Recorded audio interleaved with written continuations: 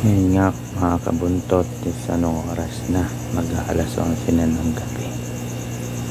Titingnan natin yung mga dalag. Nag-change water kasi ako kanina. Ngayon makikita na natin sila ngayon kasi mga karang araw malabo yung tubig nila. Kanina malakas yung ulan, nag-change water ako, sinabayan ko yung ulan. Makikita na natin sila ngayon kung gaano na sila kalalaki. Tara mga kabuntot, silipin natin yung mga dalag.